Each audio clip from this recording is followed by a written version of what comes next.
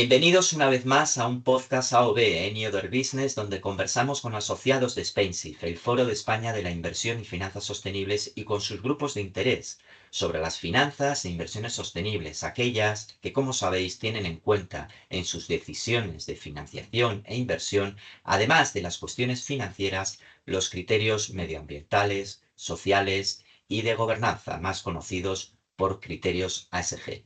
Soy Pablo Esteban, su director de Spainsif, y hoy vamos a retomar la conversación en nuestro anterior podcast que tuvimos con Marta de la Cuesta, catedrática de Economía aplicada en la UNED, y con Óscar Sierra, responsable del área de responsabilidad social, corporativa e inversiones éticas de Economistas Sin Fronteras.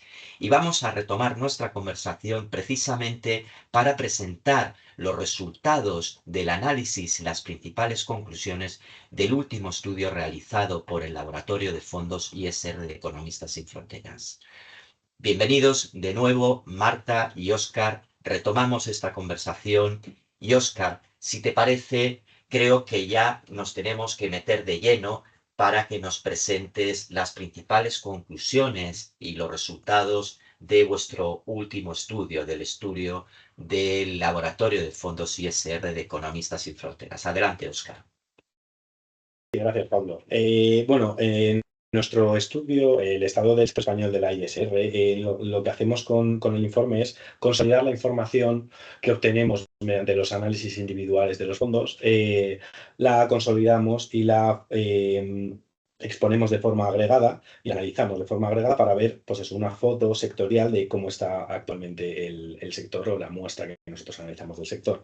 Este año, además, la versión de 2024 ha sido la cuarta edición del informe, con lo cual ya tenemos un pequeño histórico en el que podemos ir viendo algunas tendencias. Y los resultados nos muestran, también como hacían en la tercera edición, el año anterior, una mejora de la información reportada, de los controles, en general de la valoración que nosotros otorgamos a los fondos, en línea con ese año anterior y también con la entrada en vigor y el desarrollo de la normativa, del reglamento de divulgación, pero es cierto que veníamos de unas valoraciones y de una información escasa en su momento, y actualmente el promedio alcanzado agregado en la puntuación agregada de los fondos no alcanza todavía 50 puntos de una escala de 0 a 100, con lo cual se queda en 48,48, en un nivel intermedio, digámoslo así, a nivel medio los fondos, ¿no? También, además, hemos visto que continúa una tendencia que también empezó el año anterior, sobre la reducción del nivel de riesgo financiero de los fondos que analizamos, ya que mantenemos la muestra en la medida de lo posible, y mientras que los fondos continúen operando. Y achacamos, al menos en parte, a esta reducción del riesgo financiero quizás la búsqueda de aumentar los porcentajes de inversión sostenible, tal como la normativa europea los define, aumentar esos porcentajes, pues, mediante la inversión en bonos verdes o de sostenibilidad. Pues hemos visto que los fondos reducen o han venido reduciendo estos últimos años, al menos los que nosotros analizamos, ese nivel de riesgo financiero, ¿no? Además, también, bueno, dentro de lo que son las dimensiones que nosotros analizamos en nuestra metodología, las que mejor valoración y mejores indicadores obtienen son la información ASG, pues respecto a lo que es la política ISR, las fuentes de información que utilizan de los proveedores de información, la información precontractual presente en los anexos de sostenibilidad, que se ha visto evidentemente una mejora con toda esa información, y las peores, pues, incluyen tanto informes de actividad de lo que es la gestión ISR del fondo, el reporting, al final qué decisiones toman y van tomando a lo largo del año, también la certificación y alineamiento, o también información que hemos visto mermada sobre los comités éticos o ISR, pues tanto internos como externos, ¿no? Además, Analizamos también, como comentaba anteriormente, criterios ASG presentes en las políticas ISR de los fondos y constatamos, como también es normal, que existen muchos más y existe mucha más incidencia en los criterios aplicados a empresas que a los que se aplican a territorios o países, ¿no? Tanto en la parte de exclusión como la de valoración. Por ejemplo, vemos resultados interesantes y significativos como que la mitigación es el criterio más utilizado, la mitigación del cambio climático, presente en el 82% de las políticas de los fondos, en sus políticas ISR, y sin embargo, la adaptación al cambio climático apenas alcanza el 2% de la muestra, ¿no? Con lo cual es muy representativo de algunas de la importancia y de la inclusión de criterios que tiene el sector, ¿no?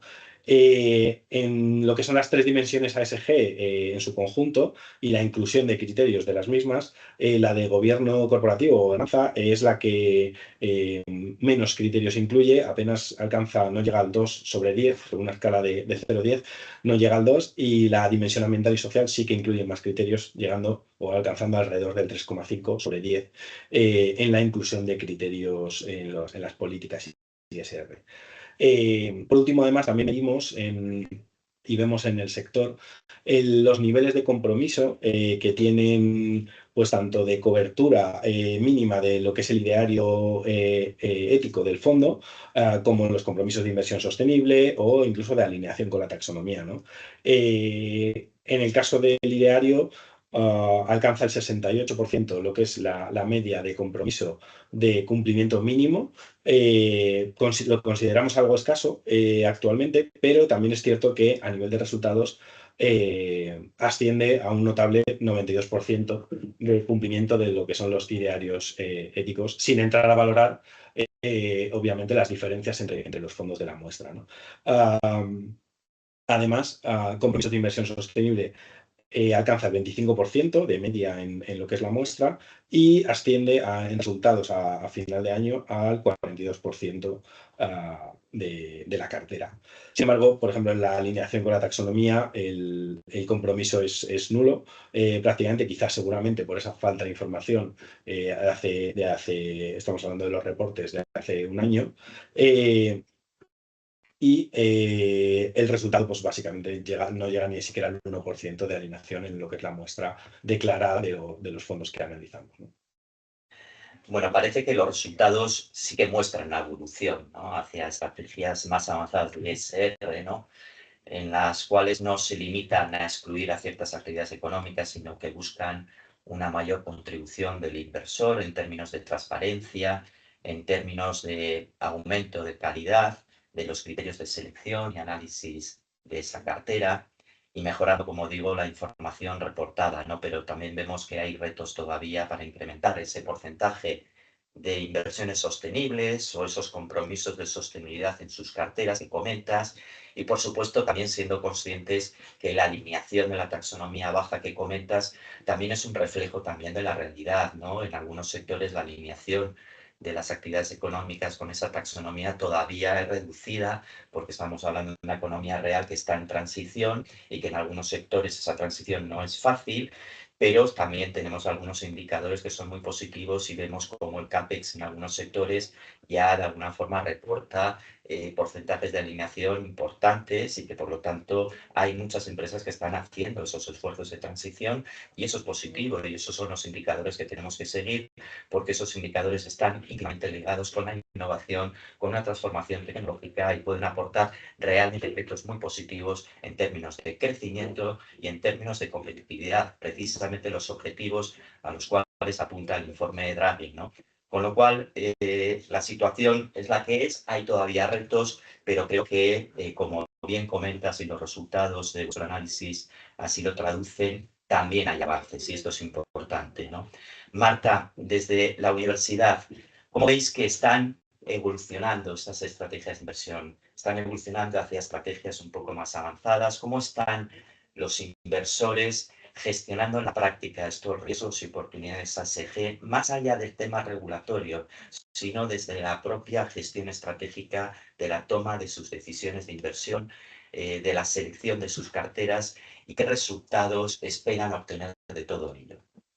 Bien, volviendo otra vez a los datos y al informe reciente de Spaincy del año 24, sí, y un poco leyendo textualmente lo que dice el informe, se observa esa mayor, o sea, creciente sofisticación en las estrategias que básicamente buscan, pues eso, el uso de políticas de gestión activa dedicadas sobre todo a la gestión del cambio climático, a los temas relacionados con cambio climático, dentro de ello, pues más a la mitigación que a la adaptación, lo cual pues, nos tiene que poner un poquito alertas, y a los derechos humanos, un tema que hasta hace unos años era casi, cuando preguntabas sobre esto, decían, esto no nos toca, nosotros esto no nos toca.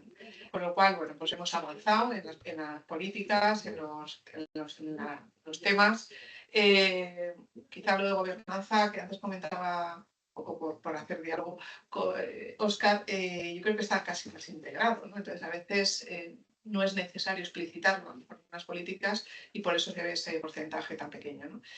Y un poco comparando, ¿no?, qué hacen las gestoras nacionales o las internacionales, ¿no?, que también hacéis referencia en el estudio Spainship, pues de nuevo siempre van un poquito por delante. Es verdad que nuestro mercado ISR siempre ha estado un poco a la cola, ahora yo diría que estamos ya avanzando, ¿no?, o hemos avanzado mucho en poco tiempo, pero las gestoras internacionales sí tienen una mayor sofisticación en este tipo de estrategias de inversión sostenible, con procesos, por ejemplo, más profundos en temas de engagement, de diálogo, voto, incluso de medición de impacto con las limitaciones, las dificultades que eso tiene, ¿no? Incluso también cuentan con profesionales en sus equipos especializados en estos temas y tratan el tema de la sostenibilidad de manera más transversal, ¿no? Algo que poco a poco también se va observando, yo creo, en las gestoras nacionales.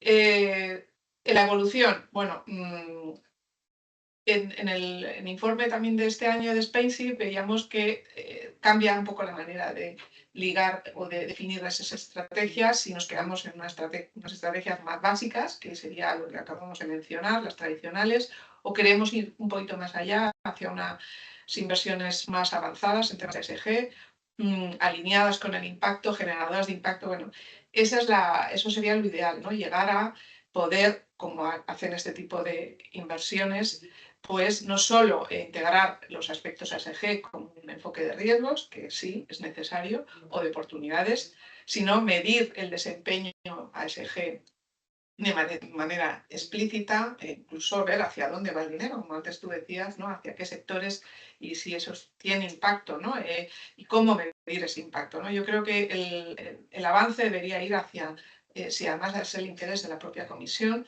si esto quiere mejorar la competitividad, dirigirlo hacia innovación, que además de innovación pura tenga una trascendencia desde el punto de vista ambiental y social, pues ser capaces de conocer esa información, hacia qué sectores van, hacia qué empresas, con qué dimensión de tiempo, qué requisitos se les va a pedir a esas empresas.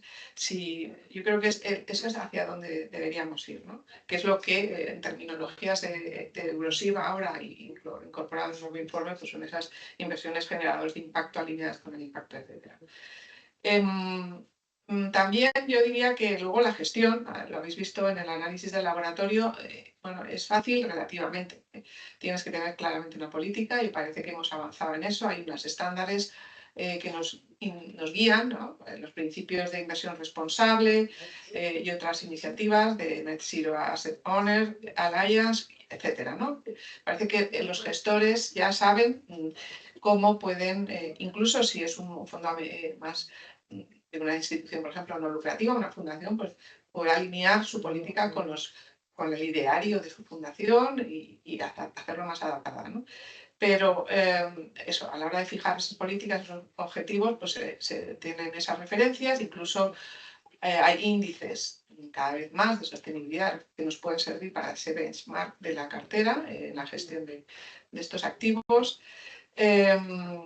Hay una parte de estrategias de exclusión, obviamente, que hay que incorporar, pero luego, dependiendo de la ambición, como antes decíamos, de si es una gestión más activa, más pasiva, más focalizada en riesgos o más con intención de alinearse con unos objetivos y generar impacto, pues ahí hay que profundizar más, ¿no? Hay que analizar, pues efectivamente, en qué medida esos objetivos se están cumpliendo, delimitar dentro de la cartera, por supuesto, partiendo de que es una cartera que tiene que generar rentabilidad riesgo adaptada al perfil del inversor. Bueno, la capacidad que podemos invertir en productos a lo mejor más de largo plazo, menos líquidos, que suelen ser aquellos productos que son cotizados, que tienen un riesgo asociado de liquidez. Hay que tener presente las coyunturas de los mercados de capitales y los problemas que pueda haber de entrada-salida en estos productos, y eso es otro riesgo a incorporar en una gestión activa más orientada hacia el impacto, si queremos ir hacia ese tipo de productos. También se van sofisticando hay profesionales incorporados ya no solo financieros, sino especialistas en temas ambientales, que son capaces de medir y analizar pues, cuestiones como la huella de carbono, que quizás es sencillo, y otras mucho más sofisticadas, o quizás el reto sería más en temas sociales, ¿no?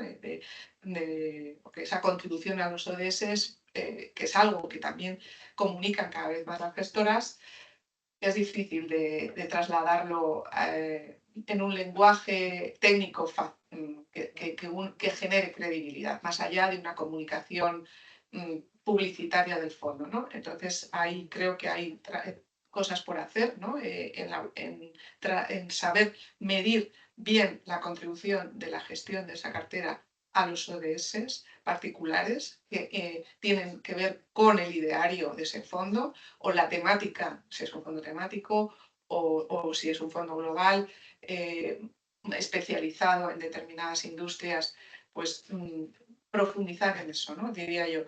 Y no olvidar siempre esa capacidad de diálogo que pueda tener siempre que seas un inversor institucional potente. Si eres un pequeño inversor, poco puedes hacer al respecto, ¿no? De cambio, en las empresas en las que inviertes. El reto de la información, tú lo mencionabas, pues hasta ahora, con una regulación creciente, parecía que eso podría ser un problema menor. Con el parón que parece que va a haber con la Directiva de Información de Sostenibilidad, Corporación de Sostenibilidad, puede que genere algún problema, o depende de cómo se haga esa revisión de la directiva y pongamos el foco en los indicadores que se hayan visto que sí tienen trascendencia a la hora de conocer el impacto, de conocer los riesgos y las oportunidades asociadas a estas inversiones. Me quedaría aquí. Hacer futuribles es complicado, pero... No, pero está claro, ¿no? Y ojalá de alguna forma que se siga avanzando hacia estrategias un poco más sofisticadas de la ISR, que comentas, hacia de alguna forma a una mejor medición, a un mejor tratamiento de la información y sobre todo también a un mejor destino o una política de inversión en la cartera de alguna forma más definida, ¿no? Fíjate que habéis comentado los dos los temas de adaptación, ¿no? Bueno, pues hay dificultades, pero fijaros la gran oportunidad que hay también en España, donde tenemos ingenierías, empresas constructoras, de infraestructuras que realmente lo hacen muy bien. Lo que hace falta es precisamente generar las condiciones donde ese business case, el traer a valor presente esos impactos futuros que suponen este tipo de infraestructuras de adaptación, realmente puedan ser asumidas por el sector privado y poder abordar todos esos proyectos tan necesarios de adaptación también, ¿no? A los cambios climáticos, ¿no? Y hay la colaboración público y privada, instrumentos de alguna forma de cofinanciación y de abordar esa decidida inversión en nuestras infraestructuras que nos servirá para generar de alguna forma ciudades mucho más resilientes y países mucho más resilientes y poder gestionar pues, planes de crisis en temas de agua, en gestión hídrica, etcétera, tan necesarios. Lo acabamos de vivir. Lo acabamos de vivir en el tema de Valencia, etcétera, demás, ¿no? Y con las lluvias de estas semanas, que se ve la necesidad de invertir para adaptarse a empresas en determinadas zonas geográficas donde no está llegando la inversión. Efectivamente, con lo cual todo este desarrollo, además, en términos de competitividad de una política industrial que aúna los objetivos de competitividad y los objetivos de descarbonización de nuestras industrias y el desarrollo de tecnologías limpias, pues nos va a llevar al desarrollo de unas estrategias de ISR pues más avanzadas y más perfiladas, ¿no? y más temáticas, ¿no? Y eso yo creo que lejos de ser una barrera para la ISR va a ser positivo, incluso donde se va a poner el foco mucho más en la gestión estratégica de esas decisiones de inversión y mucho más en el foco de cuál es el flujo del capital, hacia qué inversiones van a ir dirigidas, ¿no? Y toda la medición de estos resultados. Pues gracias, Marta, por estos comentarios, este resumen que has hecho, y aprovecho también para felicitarte por el extraordinario trabajo que desde la universidad estáis realizando, ¿no? También en colaboración con Economistas Sin Fronteras, porque concretamente desde el grupo de investigación que tenéis en la UNED FINRES, demostráis estar muy pegados al mercado por el enfoque práctico de vuestros estudios, de vuestras aportaciones. Hoy es un ejemplo de ello, de vuestros artículos desde el punto de vista académico, no solamente perderse en el tema de los artículos académicos, sino que estáis de alguna forma muy pegados y os solicitan mucho las propias patronales, los propios organismos empresariales, de alguna forma, tanto el sector seguro como el sector financiero, para que aportéis también ese punto de vista académico y esa reflexión serena, ¿no? Bien, Óscar, ya para cerrar, desde la óptica de Economistas Sin Fronteras, ¿cuáles dirías que son las tendencias y futuro de la ISR y qué expectativas tenéis sobre su crecimiento en los próximos años? Sí, desde Economistas Sin Fronteras somos conscientes, lo primero, al igual que, bueno, que desde SpainShift y la UNED llevamos bastante tiempo en esto y somos conscientes de lo mucho que ha cambiado el panorama ISR en los últimos años, ¿no? Hemos avanzado en los últimos 5 años mucho más que los otros 5, 10, 20 anteriores, y esa aceleración en su mayoría responde a la regulación europea y al cambio de contexto normativo. Y si bien es cierto que somos algo escépticos respecto a estas recientes novedades que comentabais, que comentaba Marta, pues relativas a la simplificación normativa y al paquete Omnibus y cómo impactará luego en el mercado, también lo intentaremos ver a través del laboratorio, ¿no? De cómo impactará y qué resultados habrá en los fondos. Creemos que este, digamos, pequeño bache a nivel social y de contexto, con una visión parcial que vemos todos, ¿no? Que hay una visión parcial tanto de mercado como social, de anti-ESG incluso, ¿no? Pero pensamos que es una cuestión temporal, si bien es cierto que no sabemos la temporalidad que tendrá, pero que el avance en la implementación de la ISR va a continuar. Esto es algo en ese sentido imparable. Y pensamos que el debate de si se tenía que implementar o no hace tiempo que está superado, con lo cual nosotros nos centramos mediante estos proyectos, en cómo se implementa, en la profundidad y la calidad con que lo hace, ¿no? Como mencionábamos antes. Ahí sí que somos escépticos con que el tema del greenwashing, que siempre es cierto que se ha reducido y que la normativa ayuda, la transparencia ayuda, pero siempre no deja de ser tentador, ¿no? A nivel comercial, ese tipo de cosas. Aunque lo superáramos del todo, siempre habría que estar vigilantes, porque es una tentación a nivel comercial siempre el caer en ese tipo de prácticas, ¿no? Por tanto, igualar la ética con la estética, ¿no? Y sobre todo implementar una ISR real, que sea esa búsqueda que mencionabais de una mejora de impacto positivo en los sectores, en la sociedad y en la economía, y obviamente sin olvidarnos de esa reducción al máximo posible de todos los impactos negativos que genera también la actividad, la inversión y la actividad económica, ¿no? Pensamos que es primordial, y esto incluye también, pues, la continuación de la mayor transparencia y de que también las gestoras, los fondos, continúen algo más allá de lo que es la normativa y los cambios normativos de simplificación, bueno, que continúen exponiendo y contando su desempeño, su performance, y son con indicadores reales de desempeño, Aquí sí que somos escépticos con el tema que comentabais de los objetivos de los ODS, de cuánto impacta la inversión en cada ODS, porque es cierto que las metodologías son muy difusas y es mucho más real, a nosotros incluso como analistas en los proyectos, en el laboratorio, por ejemplo, es mucho más real y mucho más neutral el contar indicadores de desempeño que ya disponen, porque todas las fuentes, los proveedores de información ya tienen ese dato y las gestoras también, y ya disponen. Y todavía es verdad que es una pata que falta por empezar a contar, ¿no? y a exponer en los reporting, en los informes de actividad de los fondos.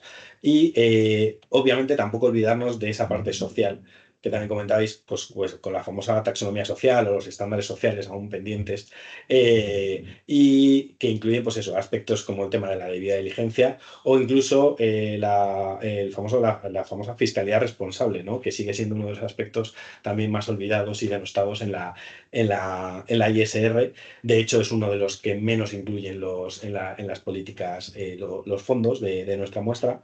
Y bueno, esta mejora y esta implantación es en parte también desde economistas lo que intentamos perseguir y conseguir con estos proyectos de laboratorio y del estudio, ¿no? Y bueno, pues lo seguiremos intentando analizar en próximas ediciones para ver pues, esas mejoras en toda esta información y performance. Fenomenal, pues muchísimas gracias a los dos. Lamentándolo mucho, me gusta terminar esta interesante tertulia, ¿no? Y entretenida, pero tenemos que concluir porque el tiempo se nos va. La verdad que estoy muy satisfecho, es muy grato estar con vosotros conversando, porque realmente yo he tenido, y os tengo que agradecer institucionalmente vuestra colaboración desde los inicios también de Spensive, porque realmente es así y hay que reconocerlo. Y luego también personalmente he tenido la oportunidad de colaborar tanto con Economistas Sin Fronteras como con la UNED en calidad de profesor y realmente pues es muy agradable estar aquí conversando con vosotros, además en el actual contexto, ¿no? Bueno, ha sido un placer conversar con vosotros, como digo, conversar sobre el laboratorio de fondos ISR de Economistas Sin Fronteras, sobre los resultados de vuestro último estudio y sobre el actual contexto del presente, pero también del futuro de esa ISR en continua evolución. Y está claro, después de escucharos, de que existen grandes oportunidades, pero también muchos retos para afrontar en el ámbito de la ISR. Lástima que no haya tiempo para más. Y espero que nuestros oyentes hayan disfrutado tanto como lo he hecho yo de estos minutos de realmente agradable conversación. Y sin más, muchas gracias a ambos. Y para nuestros oyentes, como siempre, hasta nuestro próximo podcast, que espero sea dentro de muy poco con temáticas igual de interesantes. Muchas gracias.